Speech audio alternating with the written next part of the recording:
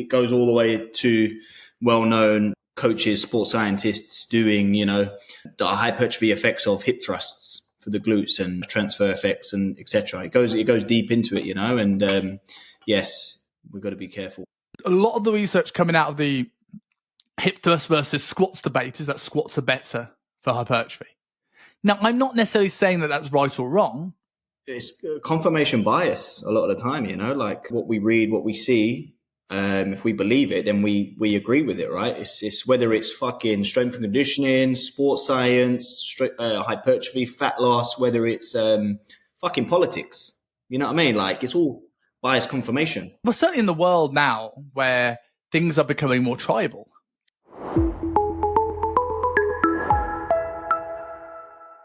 So, Steve, I've had some good feedback on the show. People have missed you. So I think everyone's glad to have you back. How you been? Very well. It's good to hear. Yeah, I've been good, mate. I've been good. Who's been giving you that feedback? Mainly the people in Andy's gym, so your mates. But still, I would still take that as a win. Wait, hold up. So you're training there now, yeah? I'm training myself there now, yeah. Yeah. That's what I mean. I know you're not a one-to-one personal trainer anymore, big time now. But you're training in their gym, yeah? Yes. Yeah, cool.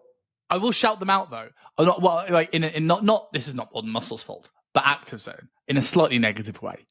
They are the worst opening hours ever. What time are they open and closing? So 6 o'clock in the morning, which is fine, but then they close at 6 p.m. on a Friday and 2 p.m. on a Saturday, Sunday. Fair enough. Okay, so you don't get gym access card. You don't get a card to get in whenever you want. No. I need to change that because, yeah. And I'm spoiled. I've been spoiled for the last 15 years about having private PT studios when I've got the keys and I can go in when I want. And now I'm going to have to get used to opening hours like a normal person. And I'm such a millennial and getting really frustrated that the gym is not bowing down to me and my work schedule needs. What a bunch of pricks. Privilege. Typical privilege. Well, that's just it sounds crazy to think most gyms across the world, even, private training studios, you get access cards in it so you can get in when you want, you know what I mean? As a trainer, as a customer, I think they're a bit behind and, not for me to give business advice to these gyms, but, I always think with this thing, I know this is not our main topic of the day, but I think it's an interesting side topic. But I've always worked out what's the legality of opening up a 24-hour gym. Because I knew, we knew when we were working at UP that, again, this might just been hearsay and scare tactics, but people, you couldn't come in when you didn't have your trainer. Fair enough. It's an exclusive high-end PT facility. But no, people don't train on their own. Because if they hurt themselves, it's us that get in trouble. Yet in this 24-hour gym, you're not going to have staff in 24 hours a day. Is it just as simple as put it in the terms and conditions? I don't think I'd want to touch a 24-hour gym with a barge pole as a manager. Literally put it in the terms and conditions into a contract. When you're here, you're at your own risk. Sign the waiver, sign the PARQ health questionnaire to protect us. Bish bosh, go. That's it. You do your induction to know that you're safe going around the equipment. That's it. You know what I mean? You say that though, and I thought it would be that simple. Yeah, have you been into I've been into the gym here in the UK, which is I don't know if you've been to one you've been back, but they lock off the free weights area after about 9-10 o'clock at night. So there obviously is an element of concern because it becomes a resistance machine gym after a certain time. Yeah, no, I'm not aware of that. I didn't know that they do that. That sounds crazy. Yeah, but maybe I just don't want to start with the gym, but I just wouldn't want to touch them with the barge pole. I don't want someone to get hurt in my gym and it be at 3 o'clock in the morning and I get called. I'm look, someone's been crushed by a squat rack. I know you're not legally responsible because they signed the terms, but you got to come in and sort this shit. Yeah, fuck, man. Those are the risks that you take, innit, for having businesses. But so you were going to big up more than Muscle and give Active Zone a bit of shit, basically. It's 100%. Those boys, all the trainers in that gym are good. And for a small little gym that's attached to a college, it's pretty decent. Yeah, it's not bad, man. It's not bad. I mean, some of them guys have been there for a while now, years. Like Andy, now they've been there a long time, and they got their coaches working for them. They're building a good little team in that. Yeah, man, they're doing well. They're doing really well. So, going on to our main topic of today, we're going to be talking about. But it was one of these things that was probably the pop culture hit probably about a month ago, but I still think it's interesting to have this conversation, and that is length and range work actually more hypertrophic? This is something that everyone was talking about for a certain period of time, that people always like everything, right? Mm. People hear a study and all of a sudden they're throwing the baby out with the bathwater. And we have people saying, why do any short and range stuff? Ignore length and range stuff. Never ever reverse band anything now because it takes away from the length and range stuff. So I want to go into those topics and more. But before we delve into the individual stuff of it, what have you heard about this topic? And what do you think of this term that length and range is the way forward? I think like with anything in training, nutrition, I don't want to say it, but it does all depend, innit? It depends on the individual. It depends on the goal, the experience level, the injuries, all different things. And the reality is the main mechanism of building muscle tissue, getting stacked, getting hench, is, in my opinion, mechanical tension, right? That's like the main mechanism, right? Mechanical tension, lifting heavy shit. And the more you can do that, whether it's through reps, sets, load, variations, you're going to build muscle tissue. Yeah. But the caveat is that, not all exercises are created equal. Not all ranges of motion are created equal. So, you create different amounts of mechanical tension on different things. And that's why understanding, if you're a coach, that's why understanding, muscles, maybe a little bit of strength curves, like simple biomechanics, maybe understanding insertions, origins of, muscles, etc., is so important. So that if you have an understanding of these movements and exercises and how muscles work, then I think you can choose how to build muscle tissue and how to apply this mechanical tension that's best for the client. That's what this is why I refrain from ever calling myself evidence-based. Yeah. Like Luke Lehman said it, he's not evidence-based, evidence-informed. I quite like that. Yeah, but I say that I give my coaches almost like a systems or a process way of thinking, right? If you can think in sound principles around rather than sound bites, you can then start looking at studies for the flaws and the strengths that they have. The problem is these days, and again, I'm not as skilled as I used to be, but people don't have to read studies.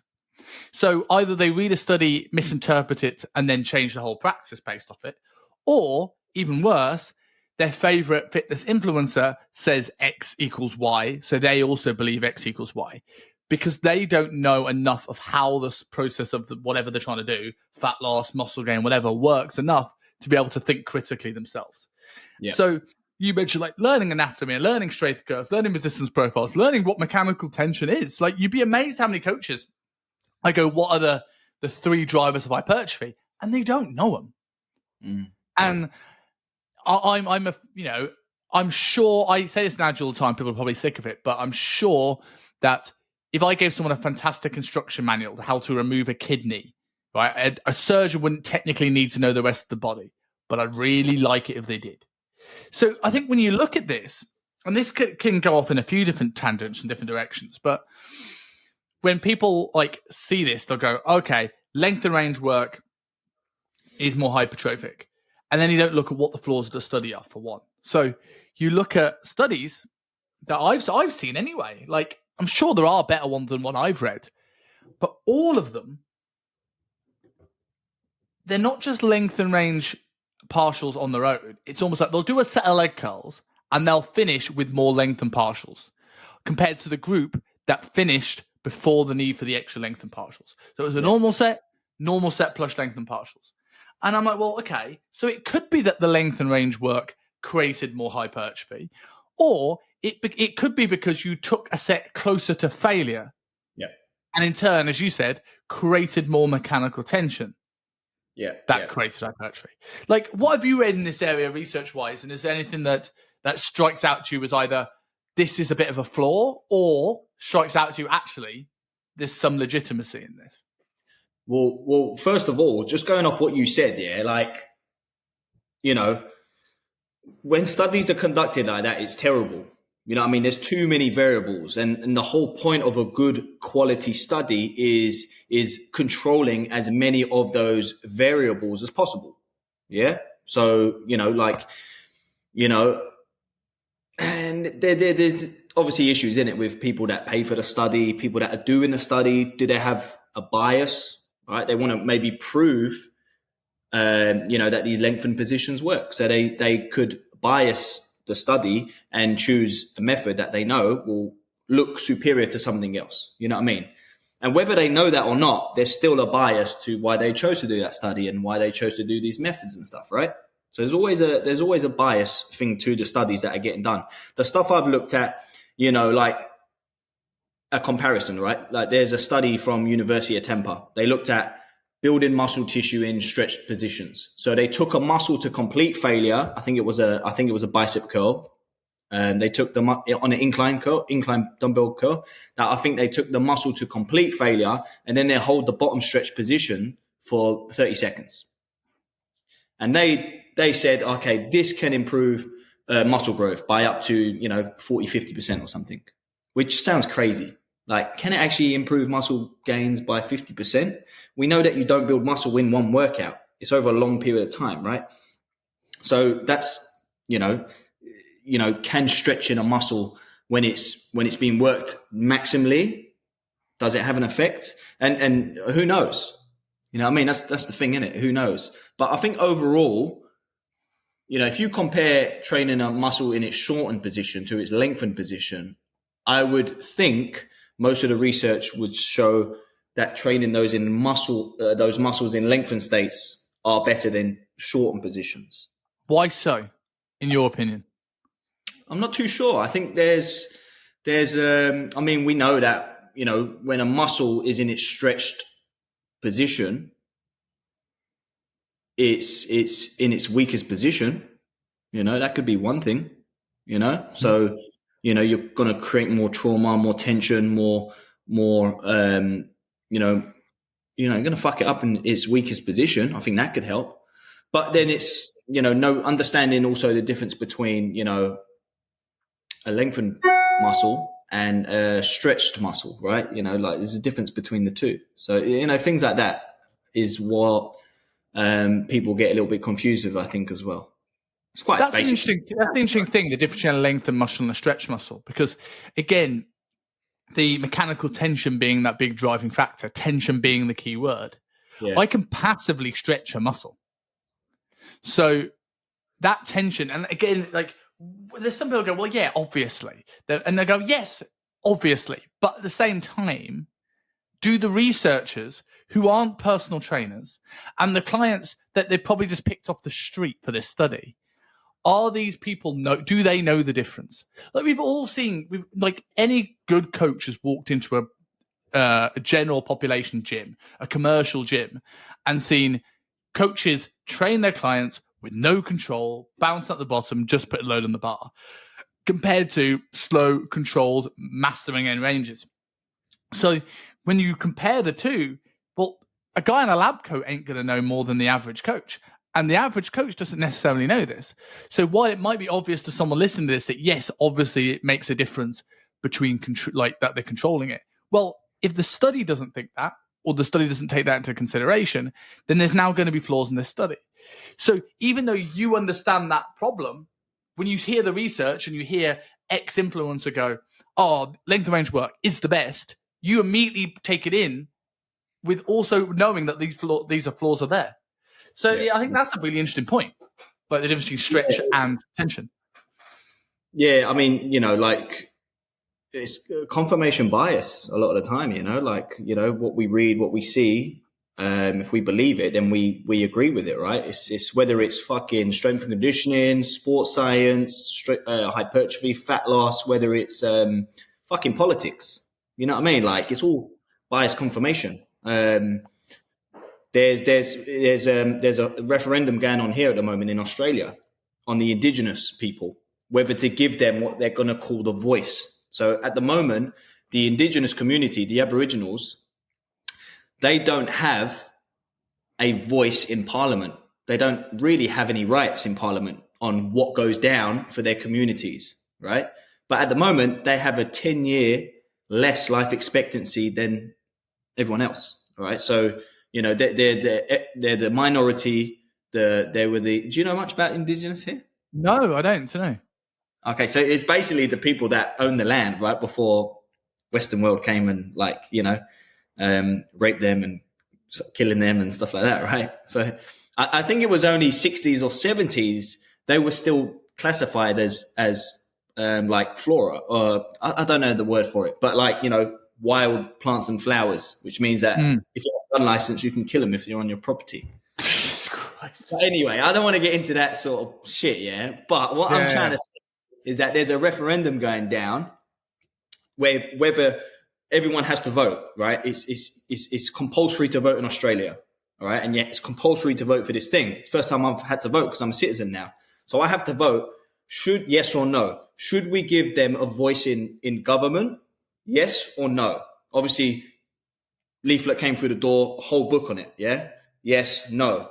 All the yeses, boom, boom, boom, boom, boom, you know, equal rights, give them an opportunity, they know what's best for them, blah, blah, blah. And then no is like, oh, they're going to start taking advantage of, you know, this and that. And one of the things on no says, if you're not sure, vote no. And I was just like, well, I kind of want to vote yes. But if I was not sure, it's now telling me that I have to vote no. So I said to someone, what are you going to vote? And they said, I'm going to vote no because of this. They said, what are you going to vote, Steve? I said, I'm not too sure. That person straight away jumped on it and said, well, if you're unsure, you have to vote no. My point being on this little topic is that that's confirmation bias at its finest. Yeah. That's what they believe. But what I said, if I'm not sure, why can't I vote yes? I hope that makes sense, what I'm trying to say. Yeah, 100%. We can go down so many wormholes with this one, completely off topic. And I think we are... Go back to training. We're certainly in the world now where things are becoming more tribal. And I think this is an interesting thing that doubles back on the training, even though I will go off on a bit of a tangent myself, is like you'll see people now that I speak a lot about men's rights on this show. Not a lot. It's not a men's rights podcast. It's a fitness podcast. But the one when I ever talk about men's issues, like more men commit suicide, struggles with men, I always hate the fact that I have to almost start a conversation about men going, I'm not saying I hate women, and I'm not saying I hate the LGBTQ community. I'm not saying that I hate, you big racist, sexist homophobe, right? I'm not, and I hate the fact that if a feminist spoke out or LGBT spoke out about genuine issues, they can just get into it. Whereas there is such a anti-bloke rhetoric that comes on a lot of the time these days that a man speaking about men's issues has to preface that doesn't mean that he hates other people. But my point in that is that the world become so much more tribal by nature, and people are growing up with this tribalism inherently taught into them. So now it's like it's either my way or the highway. You either agree with me or you're wrong, as opposed to this vein of exploration.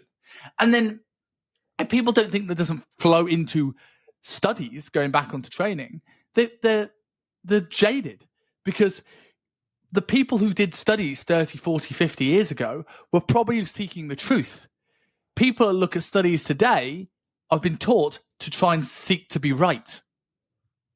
And I don't want my studies done by people seeking to be right. Because I want to find out where my flaws are, where I'm wrong, and I want to get better results for people. But I think more and more people, especially now, because people forget, right? People don't think about who are the people doing these jobs now. People think that everyone is going to be older and wiser than me in these positions of like intelligence. doctors and nurses and scientists and all these like really respected jobs, lawyers. But there's a bunch of 21, 22-year-old scientists right there now doing these studies that are probably either angrily pro or for Andrew Tate rather than being somewhere in the middle. You know, like, and that's going to fall, that sort of with us or against us attitude is going to fall into how they conduct studies. I think length of range work is going to be good because I like doing loads of RDLs. So I'm going to find research that supports what I think, as opposed to let's see what's happening. Exactly. And that's you know, like it goes all the way to well-known coaches, sports scientists doing, you know, the hypertrophy effects of hip thrusts for the glutes and et cetera, transfer effects and et cetera. It goes deep into it, you know, and yes, we've got to be careful. That one's interesting. That one's really interesting, right? Because that sums up my point exactly. A lot of the research coming out of the hip thrust versus squats debate is that squats are better for hypertrophy. Now, I'm not necessarily saying that that's right or wrong. And again, we can come back into the fact that squats will go into more lengthened range of the glutes than the hip thrust will, which kind of maybe falls into this lengthened range argument. But everybody I've seen do these studies or talk about these studies at the very least, are often people that like squatting. Yeah. Right? So, it's same thing with, if you took Brett Contreras and you gave him all the research, he's going to find hip thrusts are the best for hypertrophy. Yeah. Right? And if people don't see flaws, I'm not saying they're not, but if people don't see flaws in that, I'm concerned for you because he's known as the hip thrust guy. So he's going to find a way to make the exercise that builds his living, the superior. Of course he is. And he might not even do it deliberately because when you have a confirmation bias, you kind of lean into the stuff that you agree with without even knowing it. And that's my point about the youth. Sound like such an old fart. The youth of today being more tribalistic.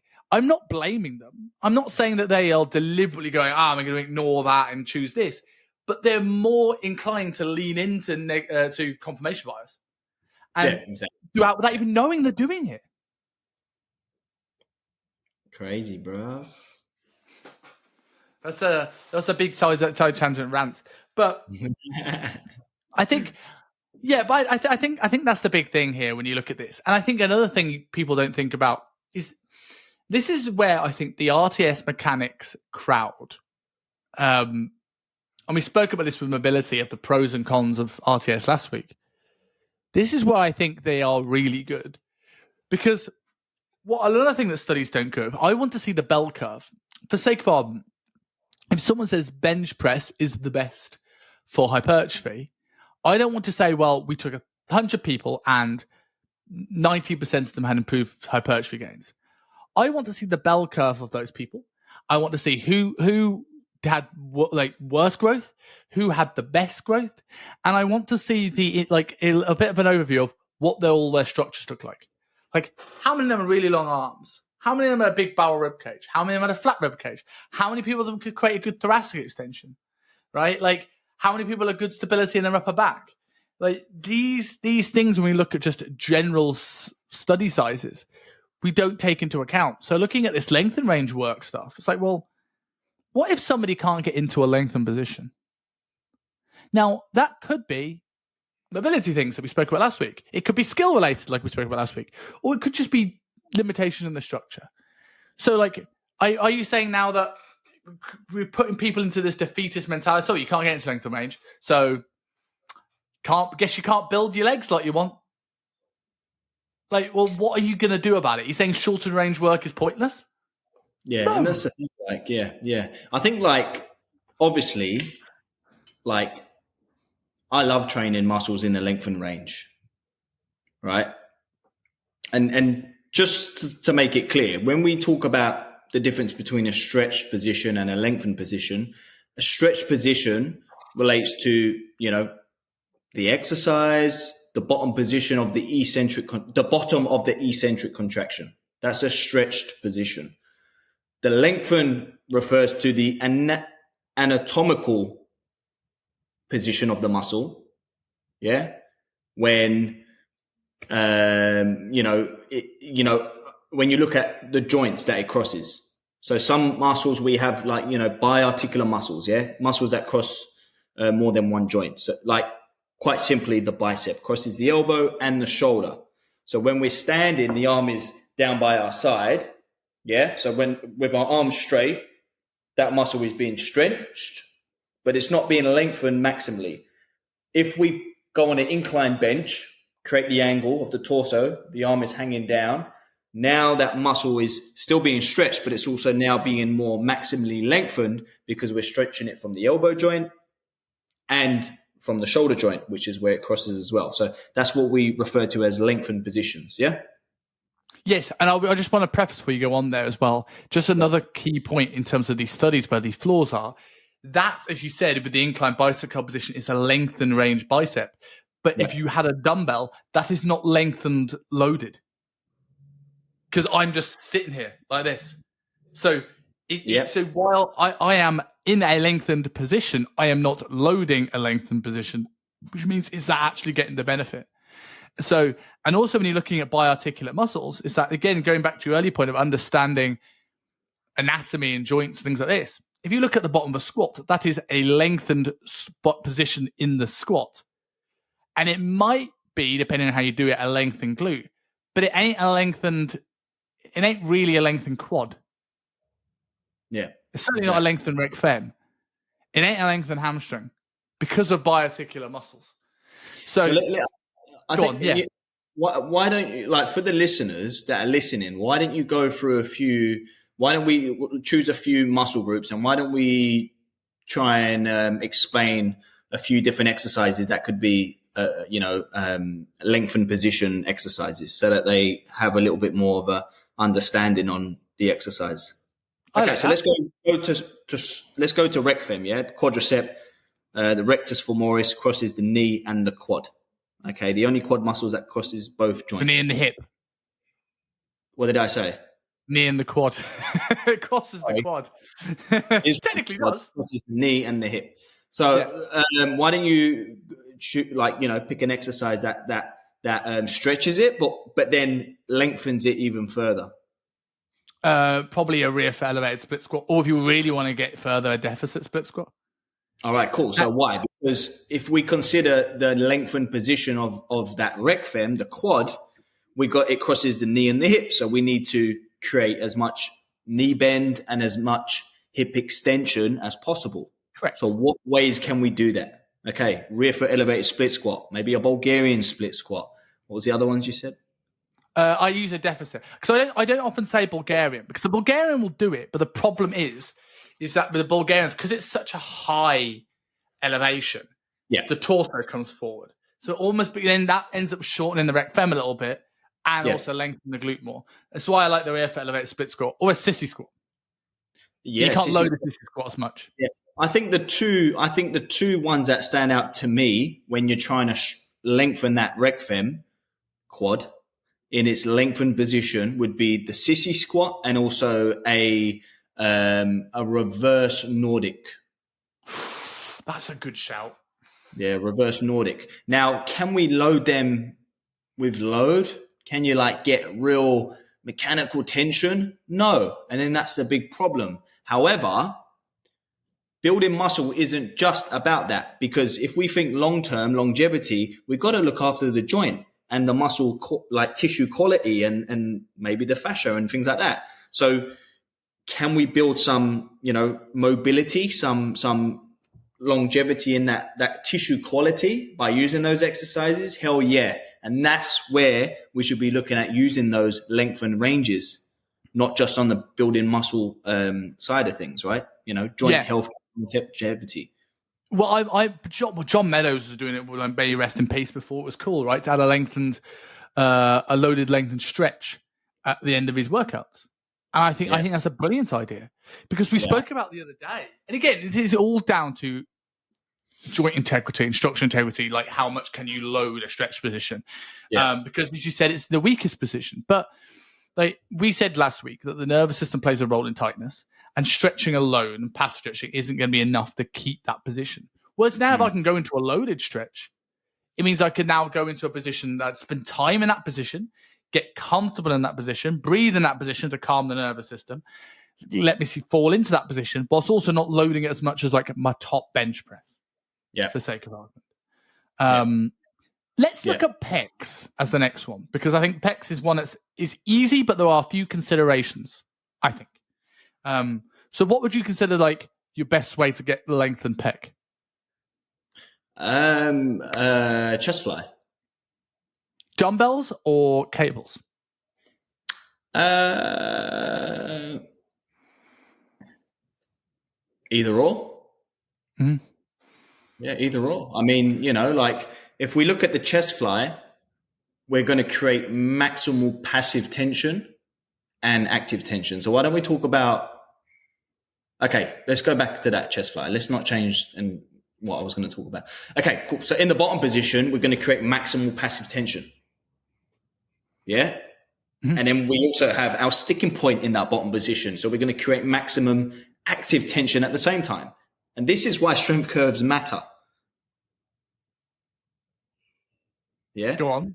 so that you can choose your exercise and not get carried away with certain, banded exercises and silly exercises that don't really do a good job of creating those, tension spots, those tension sweet spots, let's call them.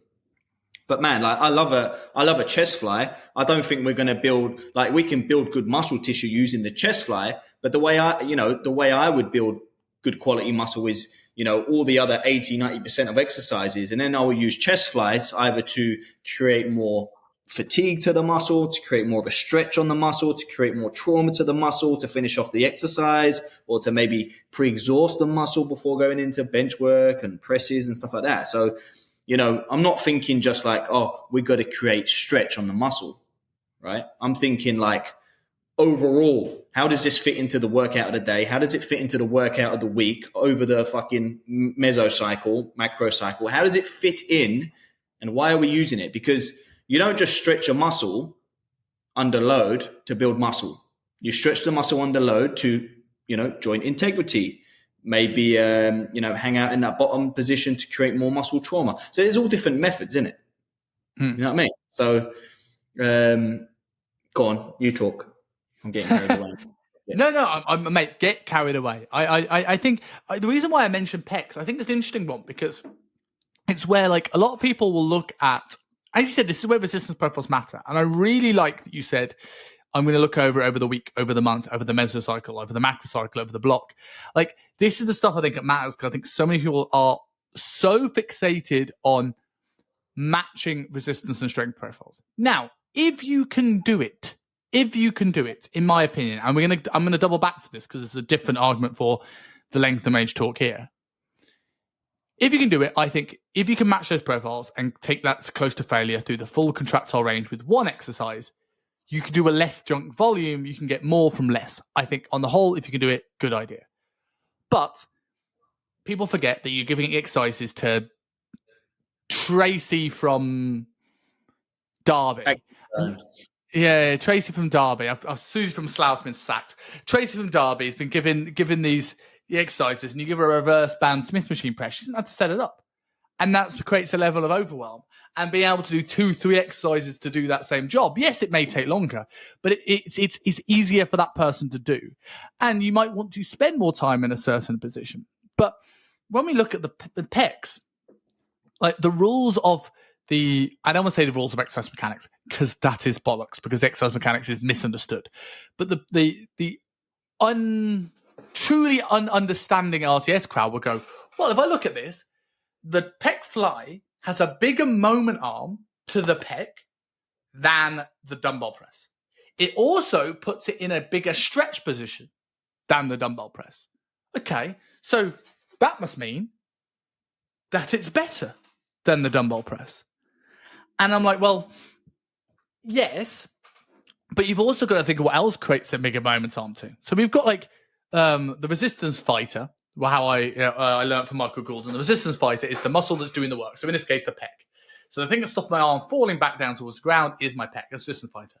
But then we've got the joint managers, which in this case is going to be mid-traps, external rotators, all the thing keeping the, humerus into the glenohumeral joint. Now, in that position there, in a fly, those joint managers are going to have to work considerably harder because of the greater lever. So, if you've got a beginner client who maybe doesn't have good shoulder health, do you want to spend much time in that position where those joint managers that already are struggling are going to be challenged more? Because we very few of us train external rotators, right? It's always external rotation work. Very few of us integrate external rotators. So how about we start with a press? Yes, we can get into that lengthened position still pretty well, but now we can add 10, 20, 30 kilos onto it. So if we go, it's in a lengthened position, that ergo means better. Well, if I can only fly 10 kilos, but I can press 50, it's not better. Exactly. Yeah. And what does it come down to? It comes down to the first mechanism we spoke about, mechanical tension. The more you can get through reps and sets and variation, you build muscle tissue and you build strength. The caveat is not all ranges are created equal. So, like where the weight is heaviest on our muscles, that's where we have to forcefully try and produce more force. That's the hardest part of the movement. Mechanical tension is at its highest. So when we do the bench, halfway point, moment arms at its longest point, horizontal, upper arm horizontal. Squat, it's when your thighs parallel as well, okay, horizontal to the ground. It's the hardest point of the exercise. It's where you have to create mechanical tension is at its highest point. That's where muscle growth happens, in my opinion. But it's all active tension. The muscles act as elastic bands. You stretch it, it pulls back. It wants to go back to its resting length. That extra tension is passive tension. So, and if you combine the two, that's going to create more mechanical tension. I love that, but I've got a topic for next week, and I want to give a little bit of a teaser for it because there's something really interesting about you saying the 90-degree angles is where growth happens.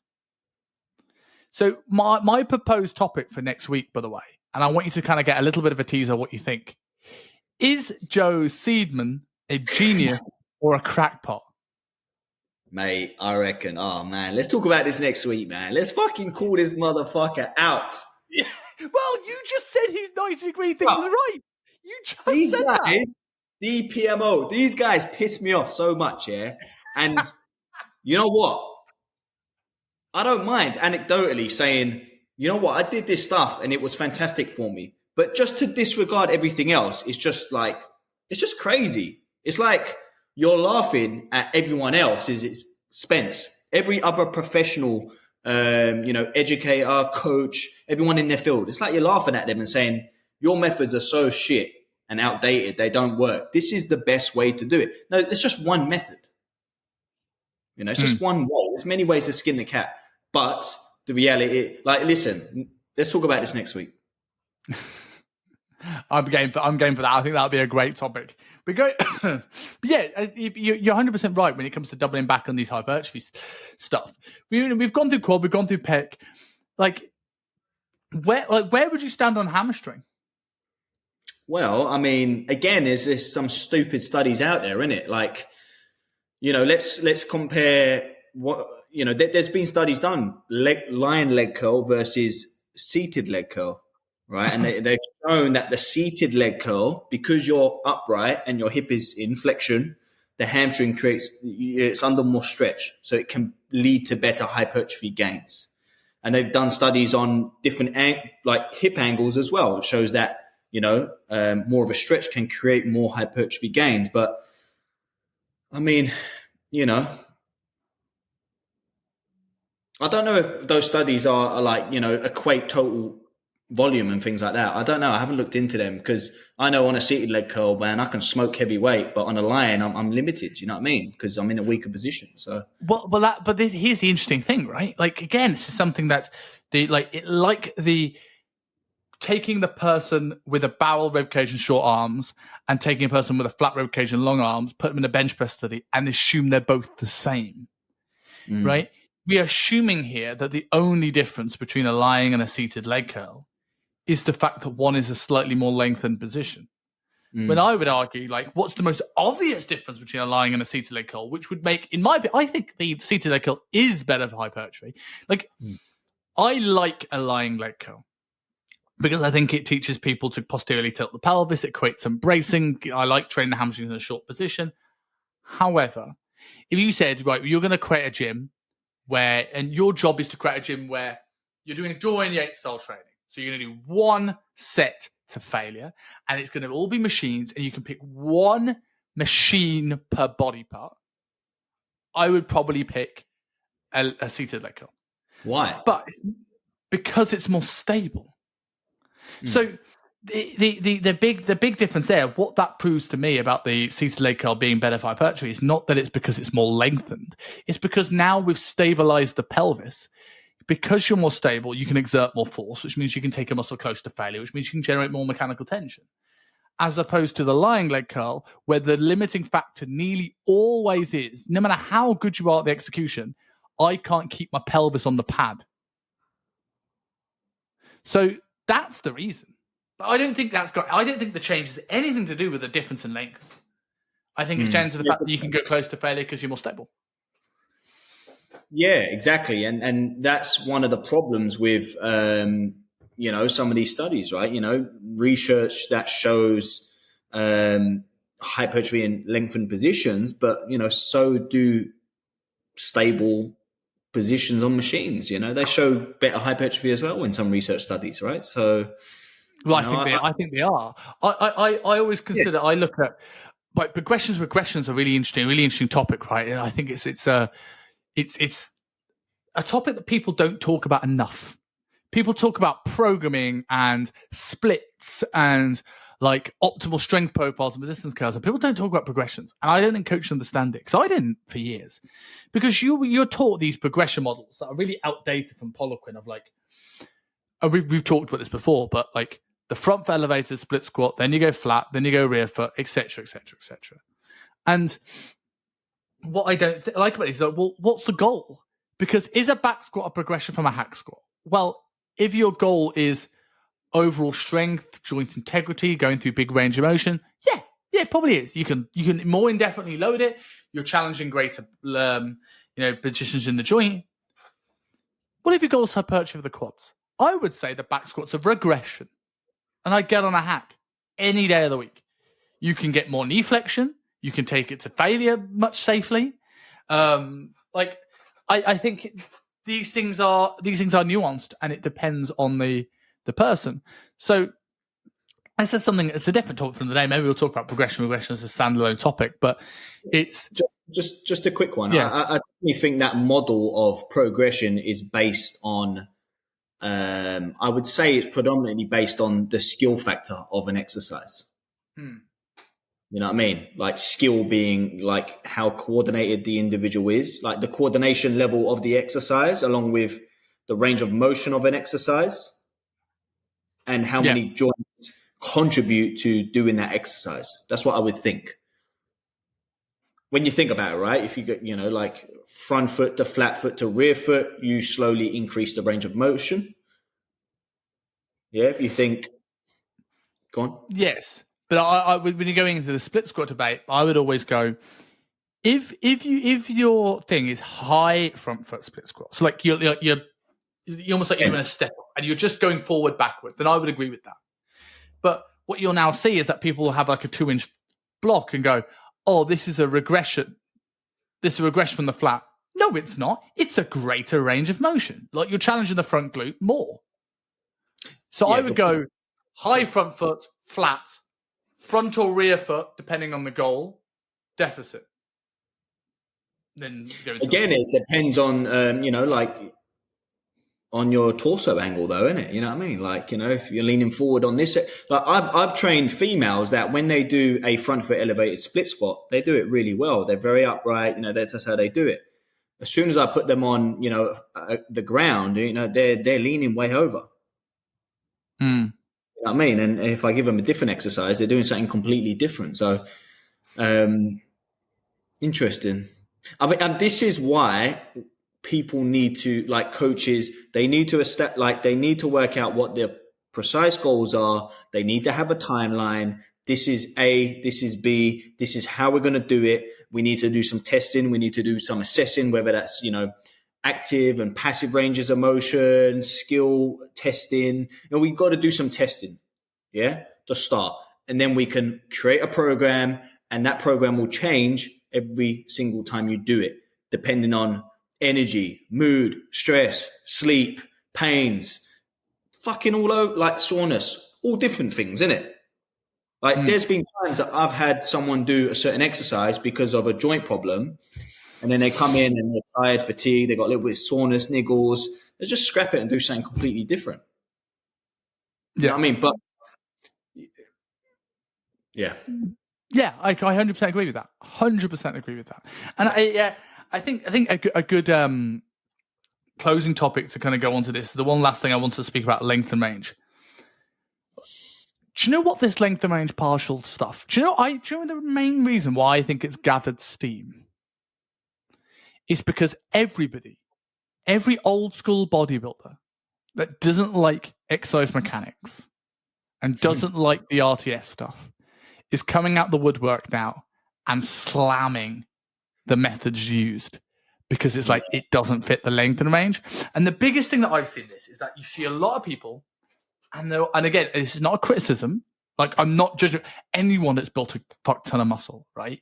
Is infinitely not infinitely smarter, but they've got something that they know, right? Like they've achieved something that very few people will achieve, have a great level of muscle mass, assisted or not assisted. But what I will look about like some of these people is that when they don't understand something, they're quick to say, it's the same people that a few years ago used to go, RTS is not for beginners. I'm like, well, actually, understanding RTS and exercise mechanics, means you can take the beginner you got in front of you and fit exercise to them, their structure, their limitations, work on strength curves to make it easier for them so you don't fall to bits in those end ranges where it's too difficult. Like, it's great for beginners. But now they're going, well, now I told you, I knew this exercise mechanics stuff was rubbish. We see all these people reverse banding stuff, but now the research says that you shouldn't be taking any load off the length and range. And I'm like, you're just showing how much you don't know about this topic. Like, no disrespect, but taking a little bit of time to learn it rather than disregarding it as new school ways would make you realize, okay, a reverse band technically takes load off the bottom where you're at the weakest position to make it harder at the top when you're in a stronger position. But it's not actually taking any load off the bottom. Because what do you do if I reverse band a pendulum squat or a leg press or a hack squat? What's the first thing I do? I put more weight on the bar. So the challenge is still equal in the lengthened position as it was before. It's just now also harder in the shortened position. And this is where, with hypertrophy work, you have problems because, when you're working on strength or power or speed, the main focus is all about how fast you're moving a bar. So if you're moving the bar within a certain time frame, you're working on speed strength. If you're moving the body or the bar at a certain speed, you're working on power or maximal strength. Right? We can produce slower contractions. We can produce lift heavy weight but over a slower period of time. Right? The force velocity curve. Right? Like using reverse bands or band assisted movements or chains, we got to stay within a certain time frame.